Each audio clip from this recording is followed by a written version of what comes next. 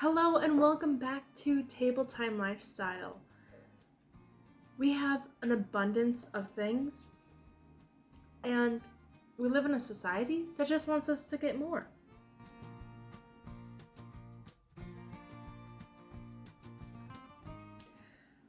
My name is Amanda Stafford and welcome back and thanks for joining us for another video of this Table Time Lifestyle. And so today, really what I want to talk about is stuff and having just too much stuff. Did you know that we spend 80% of our time using only 20% of our stuff? And really today, that's even less because the average American has even more stuff that we probably spend time only using 6% of our stuff.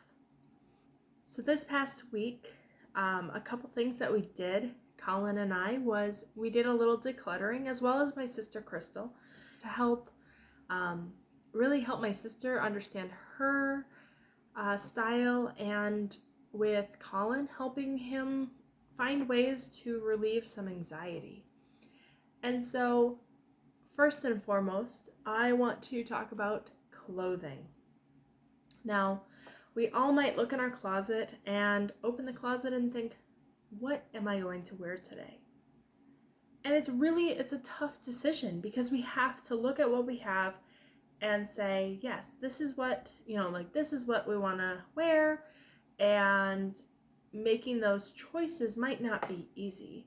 And now, when we think about the amount of t-shirts and the amount of choices we have, Colin has always had a lot of decisions to make.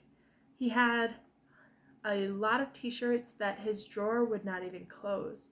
And instead of, we could have simply moved some of the items down to the next drawer. It didn't make sense to have multiple drawers of t-shirts if he was only wearing the top handful. And so one of the things that we did this past week was I took all of his t-shirts and I laid them out on the bed, folded them, and sorted them by season. And so I made an SMSU pile, I made a places in the US pile, we had a basketball and volleyball season, we had a football season, we had a softball, baseball season, and so we sorted these shirts. So he had his Vikings and his Gopher shirts together, although his Gopher football shirts were separated from his Minnesota Twins shirts because they don't play during the same season. And so we sorted them all out and I organized all of them into their pile, and then I let Colin get involved. I said, see, these are all the shirts that you have. Here they all are in one place. There's a few shirts that were in the wash, and we knew which shirts were in the wash or weren't in this pile. And we took those and then we went through each pile and he made a decision. The SMSU shirts, he divided it in about half. He decided what shirts he wanted to keep. He offered some of the shirts to a friend, and the other ones he decided to quarantine so that we can make a t-shirt blanket. We did the same thing with the basketball pile and the football pile and the baseball pile until we had manageable piles. And so each pile in the end probably had 5 to 7 shirts. So then we were able to put the t-shirts that were in season and the ones that were kind of general, like college, and the ones from his grandma in his dresser drawer that he was using. And the other shirts, keeping them separated by season, were able to go separately into a bin so that they can be pulled out when it's that season, and alternated with the other sports pile in his drawer. That drawer closed perfectly. Also had extra room in the front so that you could look through the entire stack of t-shirts and know what t-shirt you're gonna pull out. And we know that he has polos. He has enough polos for the entire work week and a couple extra to rotate in for this season, as well as some thicker ones for next season. And so we've been working through his clothing to be able to pull and set aside things that can be set aside until they needed to be evaluated again. The second problem with the amount of stuff we have is that the world that we live in right now lets us have an abundance of things. How easy was it in 2020 to be on your phone, to hop onto Amazon or Target.com or whatever you might go to and select the items that you wanted to purchase from your couch. Heck, from bed. You could be scrolling at night when you're tired and not making the most rational decisions. You could be scrolling through Amazon and putting things in your cart to buy that you didn't even need. We have an abundance of stuff because stuff is so easily accessible. But a lot of our stuff gets left and set aside. How often do you have plates that are never used until you have guests over? Or silverware, or cups, or a special treat? Maybe you have extra things in your pantry like I do. I have boxes of cake mix, but I know that when it's just me or just me and Colin, I'm not going to cook a cake for myself or for the two of us. It needs to be when somebody else is around. But how often do people come around? Well, we have an abundance of cake mix because even when people come around, we don't often make a cake. We forget about the cake mix that's in the pantry. And so cakes aren't made. We might offer ice cream or cookies that can be quickly whipped up, but a cake is never really our go-to. This is just an abundance that was easily accessible when I went to the grocery store and was like, yes, I could use a chocolate cake mix or I could use a vanilla cake mix. And I forgot about the fact that I already had cake mix that wasn't used yet. The same goes with a lot of other things that we have. How many toothpastes do you have? Or, I know, my favorite, we have a surplus of deodorant. Because we might have one and then we forget that we forget one when we go somewhere, and so we have to buy another one because we need deodorant. And then people gift you deodorant for your birthday or for Christmas because it comes part of a body wash set that, oh, this would be perfect. Well, I've got 5 unopened deodorant in my closet and 4 more of that need to be used up. I have a surplus, an abundance of deodorant. Then it comes to things that we might have that we just don't use because they're what we're holding on to for when something special happens. If we're always saving the best for those special times, we're not using the best and we're only giving ourselves the second best. And so this leads us into the next thing, is when we're looking at the fact that we only use 20% of our things 80% of the time. The challenge is that we wake up with the mindset of 2 things: that we don't have enough and that we ourselves are not enough.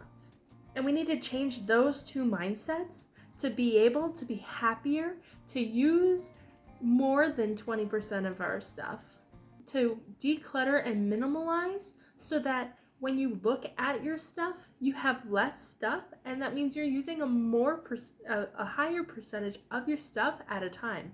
Like I said, most of the average American household now uses more like 6 to 10% of your stuff instead of this 20%. 20% is being generous on the amount of stuff you actually use.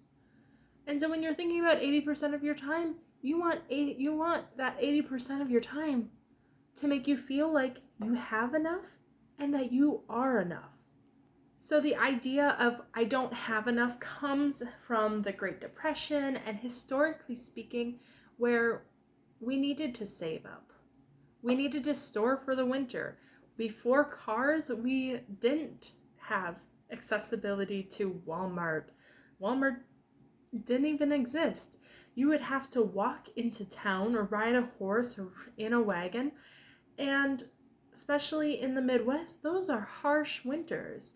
You stock up at home so that you don't have to go into town every week, that you don't have to go to town every day. And so we still have that mindset of that we need to stock up, when really we don't, because things are so accessible to us. That if we just had the bare necessities to making this week's meals in our fridge would look a lot cleaner and a lot emptier.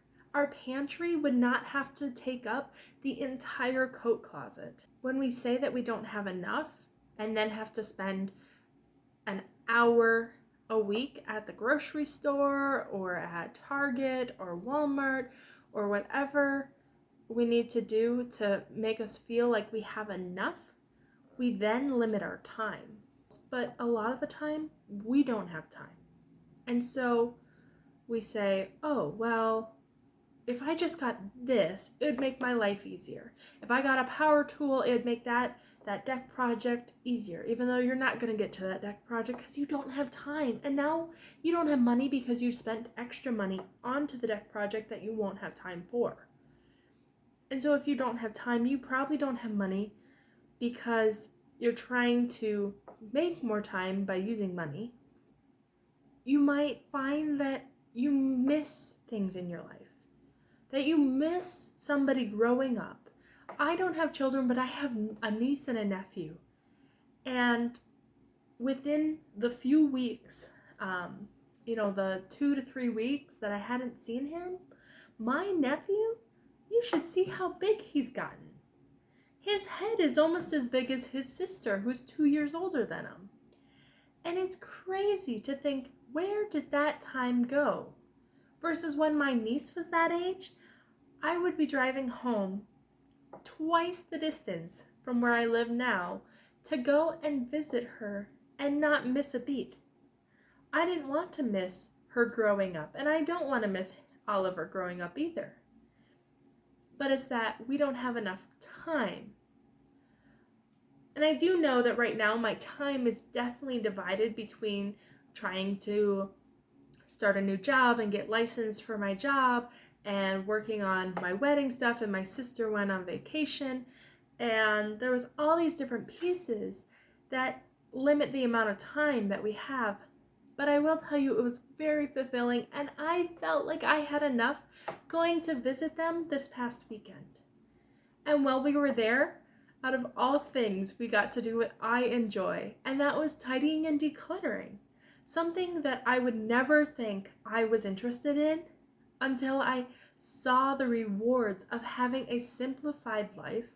And so we went through all of my niece's stuffed animals that were overflowing her stuffed animal bin, and we were able to set aside a lot of stuffed animals that she really just wasn't interested in playing with, or she didn't really use. They always stayed in the bottom of the bin, and really just made room for the ones that she loves and enjoys, and was able, we were able to close the bin and have extra space. So being able to gather all of the stuffed animals in their house into the one spot, going through them, some of them were reallocated from her to my nephew, because she wasn't playing with them, and he'll want them, or they're really cute, and my sister wanted him to have them now that Ella was done playing with them. But then we also talked about my sister's Clutterbug style. And so Cass from the Clutterbug, I've watched some of her videos, and so she divides organization really up into 4 categories. And the first you look at if you're a visual or a hidden, and we learned my sister is a hidden organizer. She doesn't like seeing the things, all of her stuff. She likes things that are out of sight. And so bins and closed cabinets are really helpful for her. as well as she's a macro organizer because she feels like she doesn't have time to micro organize everything, and so she needs things that are quick and easy to put away. And so we talked about how this cube shelf with bins was working really well for my sister, but my niece's room had open shelves and open buckets where she could put toys in that she wasn't even using. And so we were able to completely reorganize that room. We took the buckets out, reorganized what's on the open shelves, so that it just made the room feel larger and cleaner and neater, as well as we were able to go through their entire toy area in their house. And we really just went through and we organized all of the bins that were a mess. We labeled them so that they are hopefully going to be easier to sort. And then we also kind of went through okay, now that we've sorted all these, here are the miscellaneous toys that don't really have a home. And so we were able to organize all of those things and make that space feel more welcoming and inviting.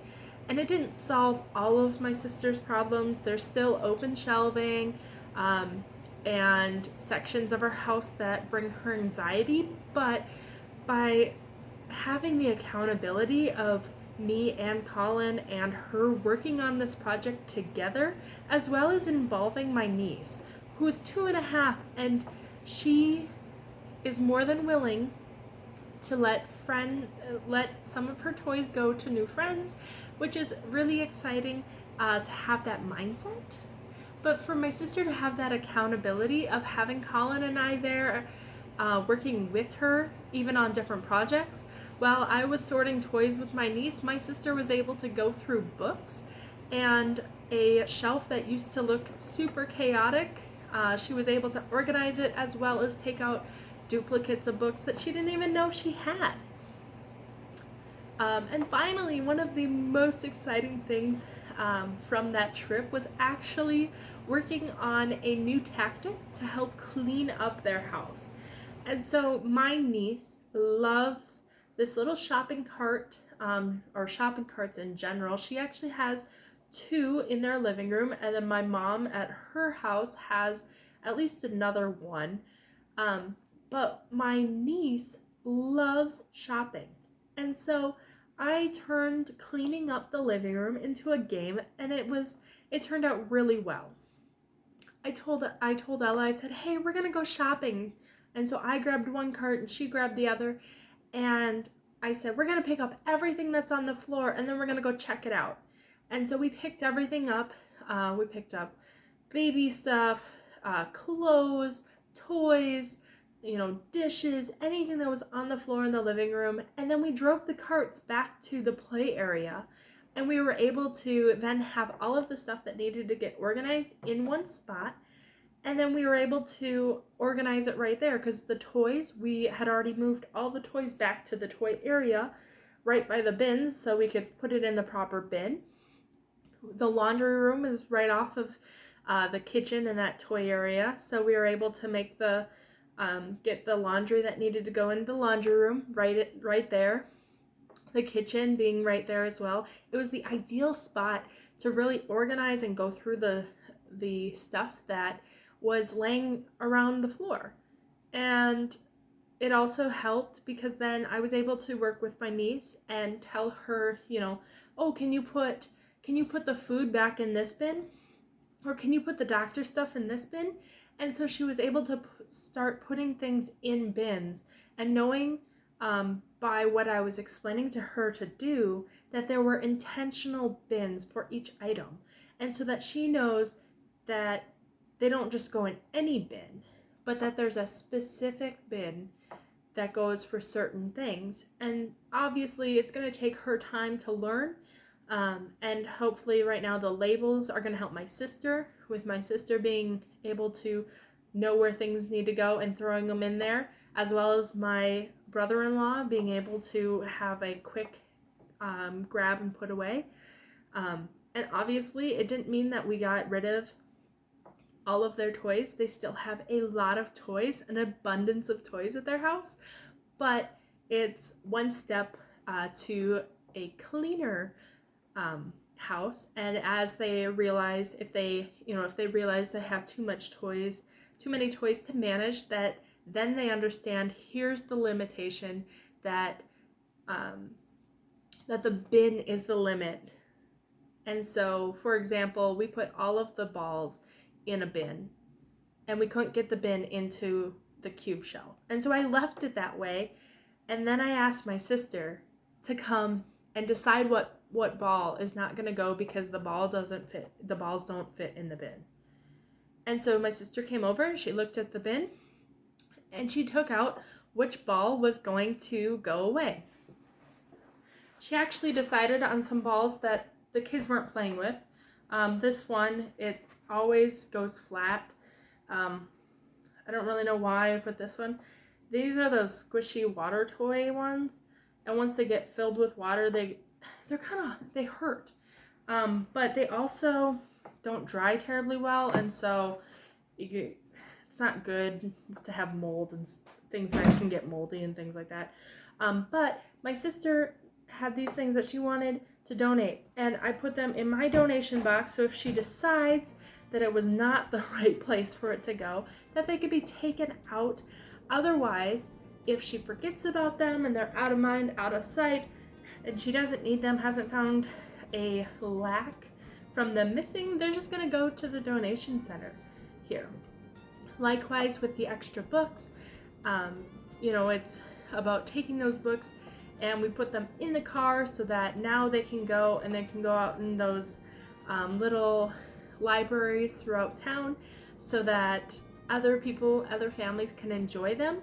And so it's super exciting to help that we're able to hold each other accountable in that journey. And I can't wait to share with you what we do next. Also keep your eye out for wedding videos. I have been working on invites and they finally got printed, and so check those out. I won't spoil too much of it right now because this video is about decluttering, not wedding. But until next time, bye.